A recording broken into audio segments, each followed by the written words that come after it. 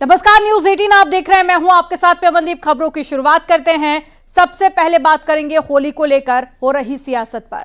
होली और रमजान को लेकर अब चौतरफा बयानबाजी होने लगी है। संभल सीओ अनूप चौधरी के होली को लेकर दिए बयान पर सीएम योगी आदित्यनाथ ने समर्थन किया था, जिसके बाद से विपक्ष लगातार हमलावर है। वहीं भारतीय जनता पार्टी ने भी विपक्ष को करारा जवाब दिया है। आपको एक रिपोर्ट दिखाते हैं। जुम्मा साल में 52 बार आता है, होली साल में एक बार आती है। होली को लेकर सियासी वार पलटवार जारी है। संभल सीओ अनूप चौधरी के बयान पर शुरू हुआ घमासान थमने का नाम नहीं ले रहा। संभल से एसपी के सांसद जियाउर रहमान बर्क ने संभल सीओ पर बड़ा हमला बोला। उन्होंने कहा कि संभल सीओ को वर्दी पहनने का हक नहीं है, वो कानून की वर्दी पहनकर दूसरे पक्ष को धमका रहे हैं। जो व्यक्ति कानून की वर्दी पहनकर किस प्रकार की ओछी बातें करता है, उनको नौकरी करने का कोई हक हासिल नहीं है। अगर एक पक्ष को, एक समाज को धमका करके तुम अंदर रहने की बात कर रहे हो, तो फिर तुम्हारा नौकरी करने का मतलब क्या बनता है। और ऐसा पहली बार नहीं है कि हिंदू और मुस्लिम समाज के त्योहार पहली बार एक बार आए। इससे पहले भी कई बार आए हैं और सुकून के साथ में होते हैं, कहीं कोई वो नहीं है। संभल सीओ के बयान पर अब बीजेपी महामंत्री दुष्यंत गौतम का कहना है कि संभल के लोग शांति से होली मनाना चाहते हैं, लेकिन विपक्ष के नेता लगातार माहौल खराब करने में लगे हैं। सौहार्दपूर्ण वातावरण के लिए और भाईचारे के लिए जरूरी है कि पहले होली बन जाए, उसके बाद में हम नमाज कर लेंगे। लेकिन ये राजनीतिक दल जो लोग अपनी रोटियां सीखना चाहते हैं, तुष्टीकरण के तहत अपने वोटों को साधना चाहते हैं, शांति नहीं रहना चाहते हैं, इनकी मंशा को सरकार जान गई है, इसलिए वो पुलिस पे आक्रमण कर रहे हैं। यूपी सरकार में मंत्री ठाकुर रघुराज सिंह ने होली और रमजान को लेकर विवादित बयान दिया है। उन्होंने कहा कि मुस्लिम तिरपाल का हिजाब या सफेद टोपी पहनकर घर से नमाज पढ़ने निकले, वरना घर पर ही नमाज पढ़ें। कुछ लोगों को ऑब्जेक्शन है, वह लोग जैसे महिलाएं इनका हिजाब पहनती है, तो मैं उनसे निवेदन करूंगा त्रिपाल का, जैसे मस्जिद को भी त्रिपाल से ढकते हैं, तो त्रिपाल का हिजाब बना लें और उससे वो लोग जा आ सकते हैं, तो उसमें परेशानी नहीं होगी और उनको आसानी से अपनी नमाज अदा भी हो जाएगी। और देखिए, हम रंग के लिए किसी से हम ये नहीं कह सकते कि 5 मीटर तक ही रंग डालना है, 18 मीटर में रंग नहीं डालना, ऐसा हो नहीं सकता, क्योंकि होली सनातन धर्म की बहुसंख्यक की आस्था का विषय है। यूपी के डिप्टी सीएम ब्रजेश पाठक का कहना है कि होली को देखते हुए सभी अधिकारियों की छुट्टी रद्द कर दी गई है। सरकार हर स्थिति से निपटने को तैयार है। सभी डीएम को अलर्ट रहने का आदेश दिया गया है। पूरी तरह से पूरे प्रदेश के सभी चिकित्सा अधिकारियों को निर्देश दिए गए हैं, जिलाधिकारियों को निर्देश दिए गए हैं कि अमन चैन के साथ साथ सभी अस्पतालों को अलर्ट मोड पर रखें, कोई भी स्थिति से निपटने के तैयार रहें। छुट्टियां निरस्त कर दी गई हैं, अस्पतालों में सारी व्यवस्थाएं सुनिश्चित रहेंगी। होली मिशन पर बीजेपी सांसद साक्षी महाराज का कहना है कि होली दिवाली से किसी को दिक्कत नहीं होनी चाहिए। हमें अल्लाह हो अकबर कहने में परेशानी नहीं है और जिसे परेशानी है उसे अपनी आंख बंद करनी पड़ेगी। जुम्मा वालों को अपना जुम्मा पढ़ने का अधिकार है, पर होली साल में एक बार आती है, इससे किसी को गुरेज नहीं होना चाहिए।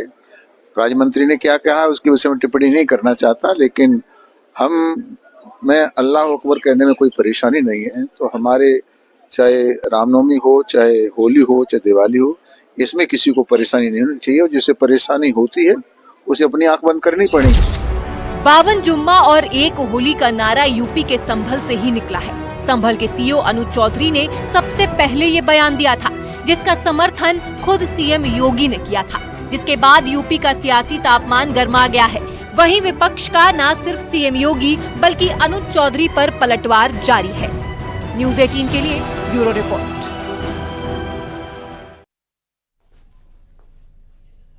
लखनऊ में होली और जुमे की नमाज को लेकर इराक से फतवा भारत आया है।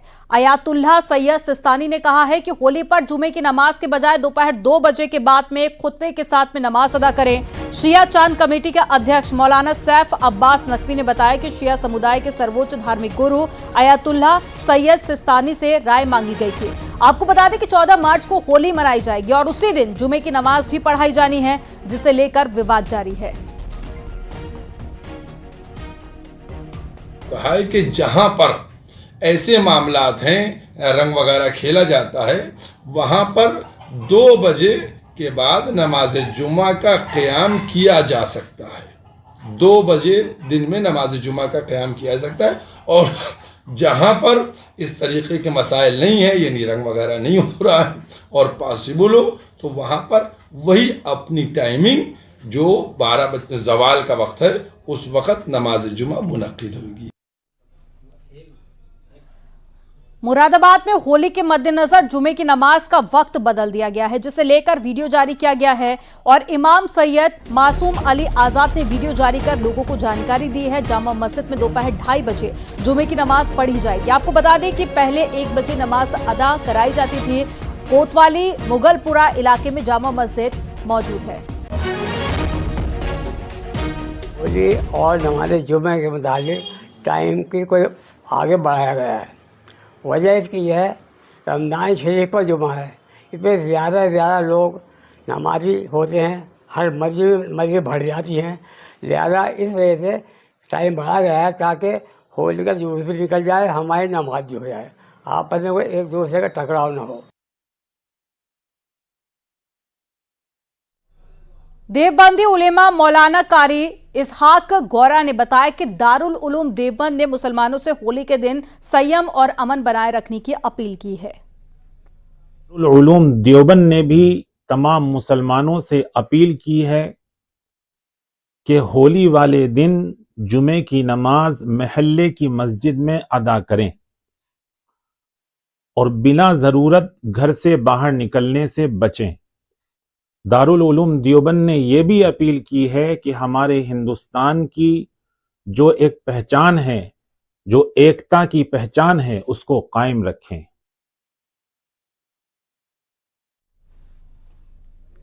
और चलिए खबरों में आगे बढ़ते हैं। राज्यसभा में कांग्रेस अध्यक्ष मल्लिकार्जुन खड़गे और जेपी नड्डा के बीच में तीखी बहस शुरू हो गई है। शिक्षा पर बहस के बीच में खड़गे ने बयान देते हुए कुछ ऐसा कह दिया जो असंसदीय था। इसके बाद में राज्यसभा में हंगामा हो गया। इसके बाद नड्डा ने खड़गे पर पलटवार किया और नड्डा ने कहा कि ये चेयर के खिलाफ अपशब्द हैं। तो खड़गे ने कहा कि मैंने सरकार के लिए कहा, चेयर के लिए नहीं कहा है। चेयर के लिए समझा ना जाए, फिर भी माफी मांगता हूं। डिक्टेटरशिप हो गया। मैं आपसे हाथ जोड़ के विनती कर रहा हूं को अनुरोध कर रहा हूं, माननीय दिग्विजय जी को बोलना है। नहीं, मेरा बोलना है, हम बोलने के लिए तैयार भी किए हैं और आपको क्या क्या ठोकना है ठीक से ठोकेंगे। लेकिन सर, आप बहस आपस में करेंगे। आपसे उम्मीद करता हूं कि आप बातचीत में आप बड़े अनुभवी हैं, आपसे लोग सीखेंगे। उनको ठोकेंगे, सरकार को ठोकेंगे, सरकार को ठोकेंगे। मैं आप सुनिए, सुबह में एजुकेशन मिनिस्टर आए नहीं थे। प्लीज सुनिए बोलने दीजिए, विषय पे हम लोग साहब जी क्या डिक्टेटरशिप हो गया। मैं आपसे हाथ जोड़ के विनती कर रहा हूं को अनुरोध कर रहा हूं, माननीय दिग्विजय जी को बोलना है। नहीं, मेरा बोलना है, हम बोलने के लिए तैयार भी किए हैं और आपको क्या क्या ठोकना है ठीक से ठोकेंगे। लेकिन सर, आप बहस आपस में करेंगे। आपसे उम्मीद करता हूं कि आप बातचीत में आप बड़े अनुभवी हैं, आपसे लोग सीखेंगे। उनको ठोकेंगे। बहुत ही दुख की बात है कि आपने अभी लीडर ऑफ द ऑपोजिशन, जो इतने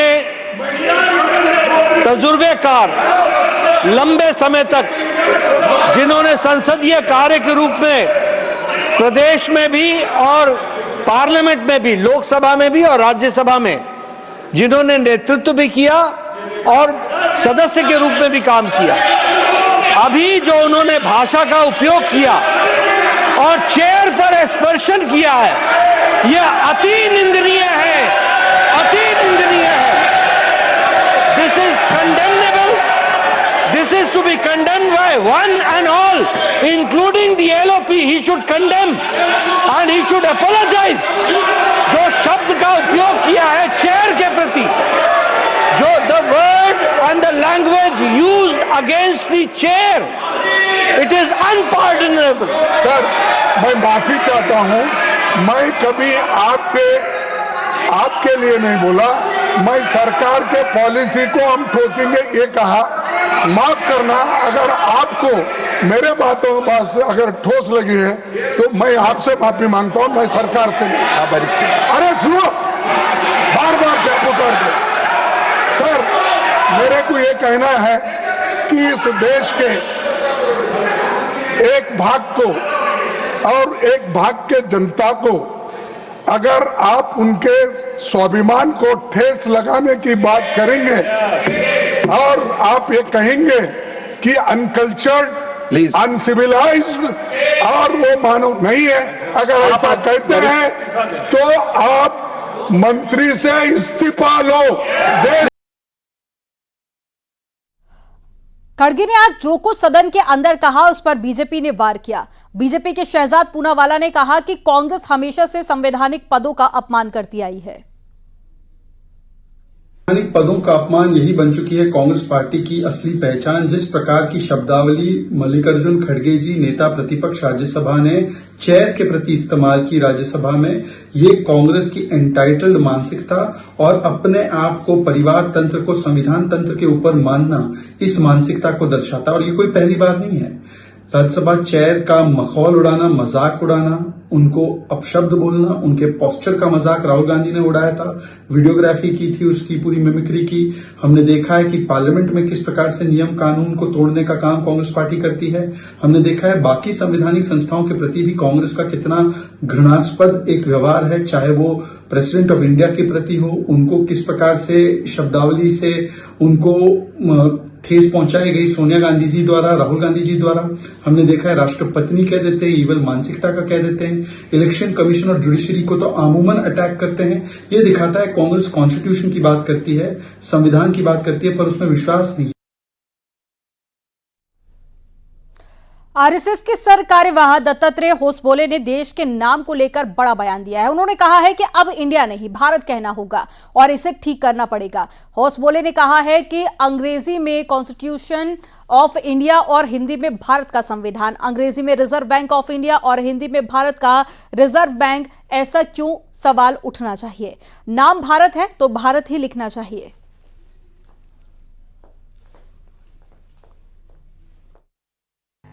क्योंकि भारत के नाम को इंडिया ही कहना चाहिए।